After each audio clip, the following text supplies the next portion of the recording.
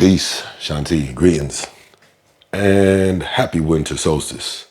You know, this is a great time to, I guess, to rediscover a particular passion. What we here for? I'm going to deal with, show you how to make a substrate for your mushroom growing, right? I'm just going to get straight to it, really and truly. So as far as ingredients, got the ingredients already listed. So this is going to be a 40 to 60 spawn. You know, I'll let you experiment whether your 40 is more towards coco coir or more towards vermiculite. What we got here is coco coir. So that's about 175 grams of that. I'm gonna write it down in the captions so you could have that right there. So I'm making three different substrates, 3 tubs. All right, what am I talking about? The tubs. Here's the tubs that the substrate will go into it. So I'll probably use about maybe enough for it to be a minimum of 2 inches thick. So on the substrate, I don't want the substrate too big. I don't want to have a 4-inch substrate at the bottom of the tub. I don't want to have it too small. So between 2 and 4 inches. That's what I say. All right. So that's the tub that I use, and this tub is a 8.5 liter tub. So it does have a regular lid. You could use anything, but this is as far as the size I like to use, because I'm thinking about at least the 2-inch substrate that's there, and I'm thinking about enough growing space for the fruit itself. All right. So if I had something half this size, half this depth, it would be too shallow, right? It wouldn't be deep enough. But anyway, so you got the coco coir, boom. You got the vermiculite, boom. You got your coffee grounds, right? Got your gypsum, and the water is boiling up right now. Nice heavy duty pot. Normally, majority of people that deal with mycology, they use pressure cookers. I've been doing it for the last few years without a pressure cooker, so I'm quite familiar with it. But if this is your first time starting, just get a pressure cooker. Don't go my route. You know, we've been able to go through enough trials and tribulations not having one. So we learn the methods, all right? But gypsum, I'm throwing this in first so it could dissolve in the water. Once again, I'll put all the amounts in the captions. So boom. Not just turn the heat off, but take it off the stove. So allow that to stir in. Not stirring, but allow it to dissolve. Since the water was already boiled, it's cool. It's good. Milk of magnesia. Yeah, it does look milky, huh? So that is more nutrients. You know, gypsum, more nutrients. You know, for the shrooms, for the mycelium. Coffee grounds, more nutrients. You know, really and truly, the gypsum raises the pH level of the substrate, right? So cool, that's done. Then next one I like to go in is I'm gonna put the coco coir in, because the coco coir really needs to hydrate. You know, it's just compressed right now, so that's gonna take a lot. But yeah, I'm running like that.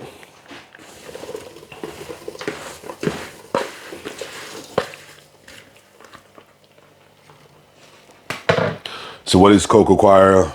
I guess I am giving you what it's for, what it does. Coco coir is a growing substrate. We're making soil. This is all we're doing here. We're making our own soil. Every time I say substrate, it's just my medium that I use to grow out of. So I'm making soil. So coco coir is is a fibrous material. Fibrous material, there's no nutrients in it. There's no food nutrients in it, but it's a growing medium. So it's a fibrous material made from coconut husk, from that outer shell or whatever of the coconut. So you could see, this was boiling water before, but it's already looking real soil-like, right? You can just see it, like where it is. And it's not a messy thing. It's not messy at all, you know. So I'm stirring this around, allowing it to hydrate. That's the whole thing that we're doing.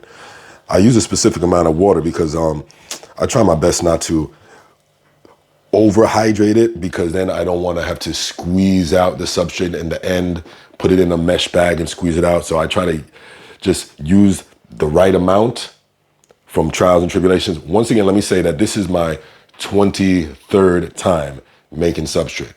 This is over a 2.5, 3 year period. So I'm positive that everything I'm doing here works. It is successful. I've done it 23 other times myself. But every time you do things, you have to, instead of just looking at a ratio amount, you really want to just get to know what you're dealing with, the actual substrate itself. So when I'm looking at this, even though I put my amount of water, I'm going to add more, because even though you write down your ingredients and stuff like that, and the recipes, things change, because I could get this cocoa coir from a different supplier than I did last time. You know, the ingredients in here could be just a little drier than last time. Whatever the case, things are always switching. You know, this is chemistry right here. So it's good to get familiar with the product itself, what you're doing. So from the looks of this, even though I see everything has been broken up and there's really no hard pieces of cocoa coir left, I know that I'm going to add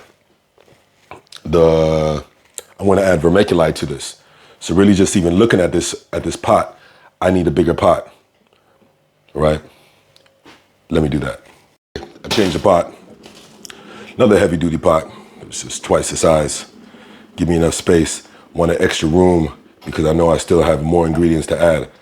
So even though I put what I thought was the correct amount of water for what I've done before, it's not enough. Because if I'm going to add the vermiculite in here, there's no water left in here. Yes, there's water in here, but as far as additional water to hydrate the vermiculite, no, because this expands. The cocoa coir and the vermiculite expands. They take on a lot of water, all right? So adding the vermiculite in here.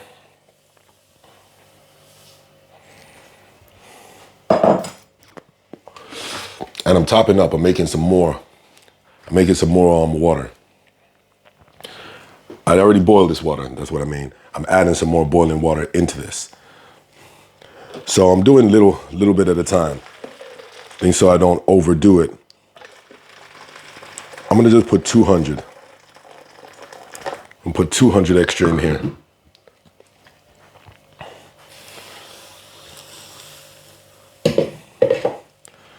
It's good to add just a little bit of water at a time so you don't get it soaked.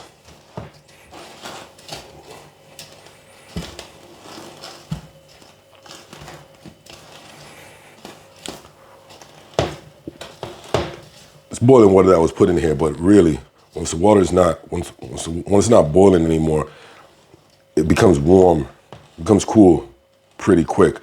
Then at that time, I'd rather just use my hands instead of the spoon.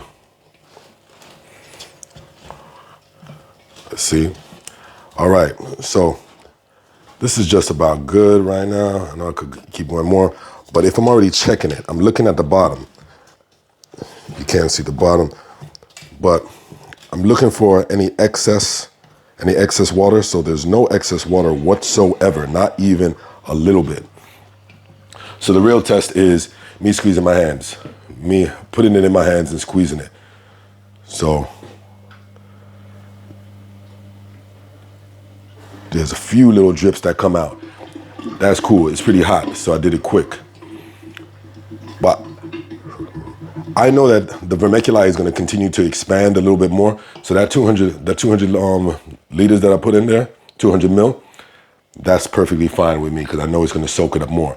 But really, at the end of it, before we sterilize the substrate, you want to just be able to take up some of this and squeeze it, and only a few drops of water come out. And that will be the perfect consistency of, has reached its, I forgot the word for it, but the water content is enough. So we got that there. Still a little bit too much water in there, just a little bit, but I'm gonna add the coffee grounds in there. That's gonna take up some more food for the shrooms. Boom. And basically I mix this in. I'm gonna stay mixing this in for another maybe 5 minutes. Just mix it in thoroughly. The term I was thinking about is field capacity. Field capacity. Field capacity is when whatever element that you're using, or ingredient that you're using, reaches its maximum amount of water it could hold. That's what we're aiming to do here. So I want all the ingredients to reach their field capacity. So like I said before, it was too dry before I put in the vermiculite. So I put in an extra, found it. So I put in an extra 200 milliliters of water. All right. So when I squeezed it, that's me doing my field capacity test. When I pick everything up like this and I squeeze it, you see, I still see a stream of water coming from it. So that's more water than I want actually coming from it, because the end process, the goal, you want your substrate to be on the drier side. That's what I'm trying to say. So when all this is said and done, my actual end process of the substrate, I want it to be more dry. So what I want to be able to do is pick this up and squeeze it. And when I squeeze it, only like a drop or two come out, with me squeezing it as hard as I can. That's the type of field capacity that I want to use. From there, then I could carry on to my steps of, inoculating the substrate after, all right? So that's what I'm doing. I'm just gonna take everything from here and I'm put it in a pillowcase, right? Just use what you have around you. You don't have to go get the most expensive this or that, whatever the case. Nah, pillowcase is fine. I'm gonna put all the contents, all the substrate into here, and I'm gonna use this to squeeze out more water, all right?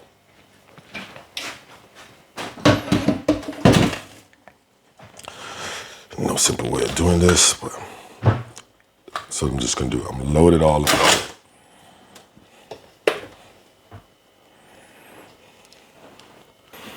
All right, so yeah, load it all up.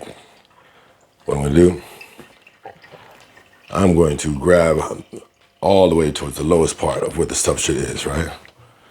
And then I'm going to start to wring the bag. All right. Just we're gonna do all this. Get nice and tight. And I bring it over here low and I just press it in and squeeze. You can see water, a whole bunch of water running out. You can do this in your hand if you want to, but it's harder, like, to really squeeze.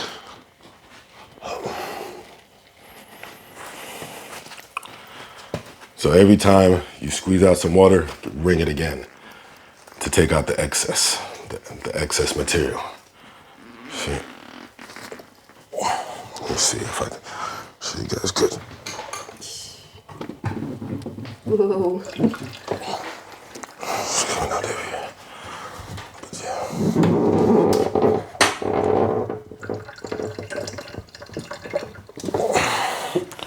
Then I'll bring it again.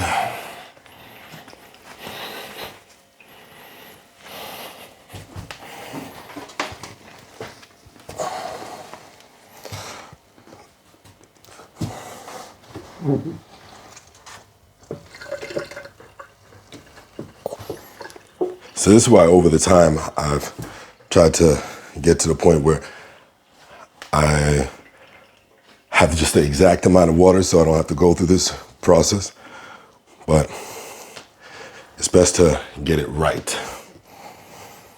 No sense moving on to the next step if this part is not right, because then you won't grow anything.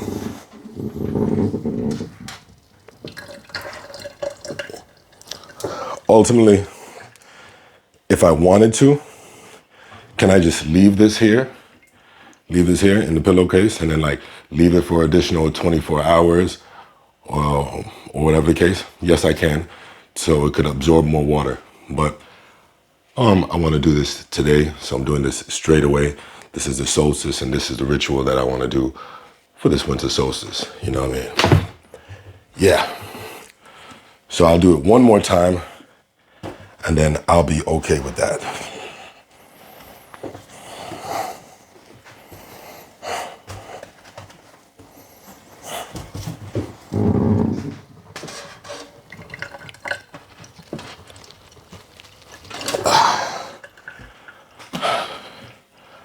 All right. It's a workout, but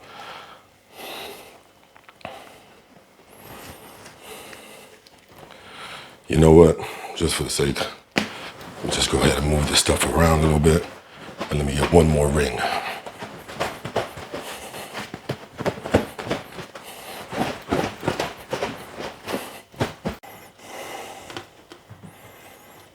See the consistency of this already. It's great. Nice and soft. And let me show you. Let's see. Let's do a field capacity test so you could come to the other side. Let's see.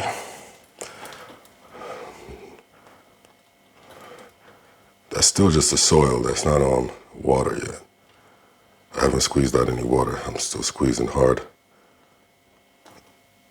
Still squeezing hard. See the veins in my arm, how hard I'm squeezing. Okay, now I guess I had some few drop. Okay, so I'm happy with that. That's fine.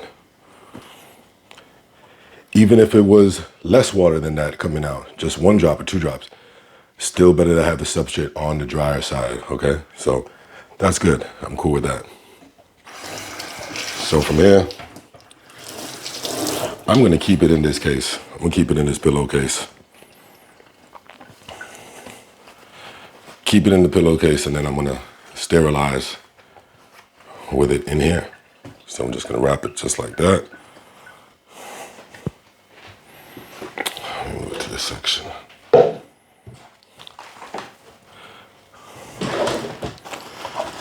I'm just gonna wrap this in some foil paper.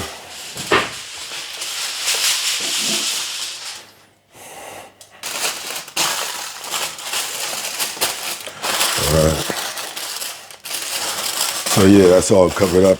It's nice foil paper pillowcase. So yeah, foil paper just to, you know,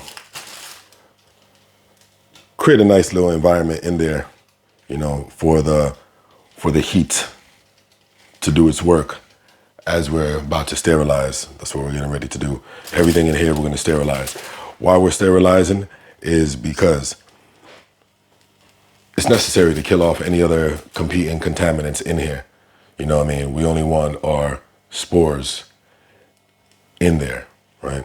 So putting it in here, and we're gonna boil it, and I'm saying boiling, but we're gonna sterilize it, go through a sterilizing process for 90 minutes. So this is what it looks like. So get one of these racks, one of these trays, whatever you use. You could use something else. The whole idea is I wanna put this down on the inside of the pot that I'm about to use, because I don't want the actual substrate itself to touch the bottom of the pot. So this creates a space in between, right? Just a metal thing. Costs like £1. You could get it from wherever. So I'll put that there. And put in water in here. Come. And I'm pouring the water just till it's right under the rack.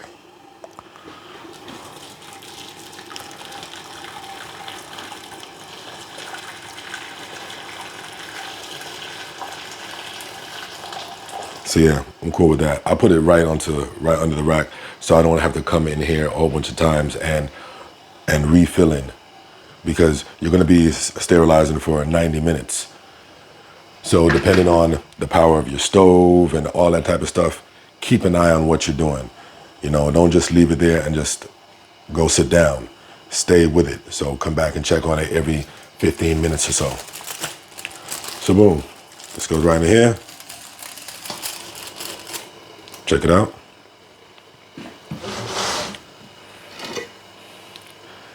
That's it. I'll just cover this up.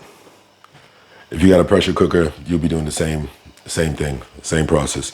So why 90 minutes? Because 90 minutes is the amount of time that is needed for the contents of this bag here to heat up to about 200 degree, whatever, you know. You understand all the science. Maybe you do, maybe you don't. But yes, it has to heat up and stay in that particular heat for a certain amount of time in order to kill off all the possible contaminants and other bacteria here, right? So when we actually start on it and we finish that and put it in here, you know, we're having something that is completely sterilized and contaminant free, you know, more so. So yeah, here for 90 minutes. So I'm not going to turn it on high, because if I turn it all the way on to the highest heat, it's going to boil the water out too quick, evaporate it out. So I'll probably put it on about, say about a 4. So this one goes up to 6. I put it 2 down, 2 from its highest. And I keep it there for the 90 minutes. I will be checking on it as we go on. All right.